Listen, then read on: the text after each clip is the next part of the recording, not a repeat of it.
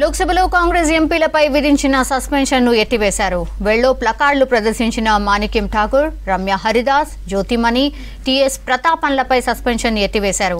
నలుగురు ఎంపీలు ఇవాళ లోక్సభకు హాజరయ్యారు. సభలో ఎవరూ ప్లకార్డులు ప్రదర్శించరాదని స్పీకర్ ఓం బిర్లా హెచ్చరించారు. ఒకవేళ ఎంపీలు ప్లకార్డులు ప్రదర్శిస్తే ఎవరి మాట వినేది లేదని చర్యలు తీసుకుంటామన్నారు. నలుగురు కాంగ్రెస్ ఎంపీలకు చివరి అవకాశం ఇస్తున్నామన్నారు ఓం బిర్లా.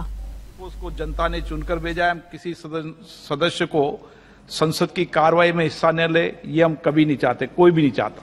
इसलिए मेरा आपसे आग्रह है, सभी दल के नेताओं से आग्रह है कि प्ले कार्ड लेकर सदन में नहीं आए।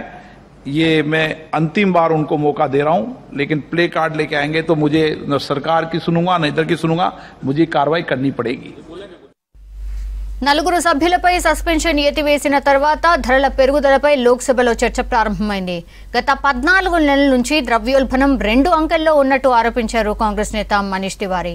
గడిచిన 30 ఏళ్లలో ఇదే అత్యధికమన్నారు. ఆహార ధరలు ఆకాశాన్ని అంటున్నాయని, రోజు వాడే బియ్యం, పెరుగు, పన్నీర్ లాంటి వాటిపై జీఎస్టీ పెరిగింది అన్నారు.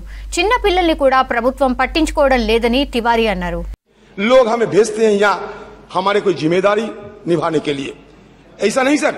लेकिन मैं एक बात कहूंगा कि गिरवान में झांक के तो देखो, पहले गिरवान में झांक कर देखो कि एक दूसरे से इल्जाम लगाना बहुत आसान होते हैं सर। बात यह कि सर हम चाहते हैं हमें थोड़ा मौका दीजिए, क्योंकि सर आम लोगों की बात रखने के लिए कभी कभी बड़े जोर शोर से हमें मुद्दा उठाने पड़ते।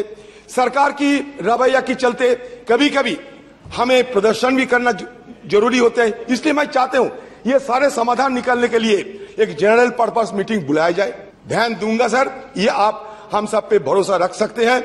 लेकिन सदन के अंदर महामहिम के नाम पुकार के, महामहिम राष्ट्रपति जी को नाम पुकार के अगर कोई मिनिस्टर उनको अपमान करे, ये भी सही नहीं है।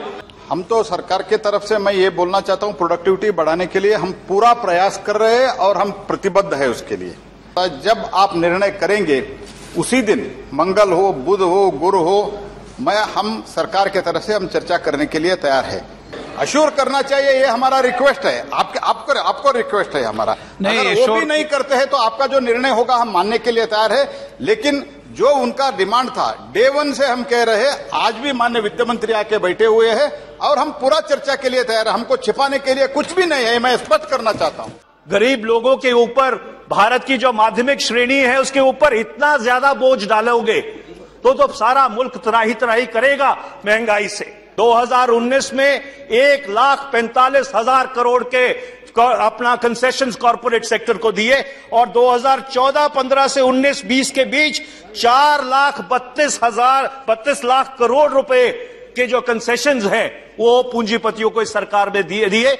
पिछले 14 महीने से डबल डिजिट महंगाई दर है इस देश में, पिछले 30 साल में सबसे ज्यादा। आपने जो रोजमर्रा की चीजें हैं उसके ऊपर जीएसटी बढ़ा दिया, आटे के ऊपर, पनीर के ऊपर, दही के ऊपर, शाही के ऊपर, पेंसिल के ऊपर, शार्पनर के ऊपर। आपने तो बच्चों को भी नहीं छोड़ा। जो हास्यास्पद ये बात यह है कि आपने जीएसटी चमचों और कड़छियों पे भी बढ़ा दिया। जैसे माननीय सुषमा स्वराज जी जब यहां बैठती थी वो कहा करती थी कभी कि गृहिणी के आंसू बह रहे हैं। आज सही में माननीय सभापति, हर गृहिणी के आंसू बह रहे हैं, इतनी कमर तोड़ महंगाई आपने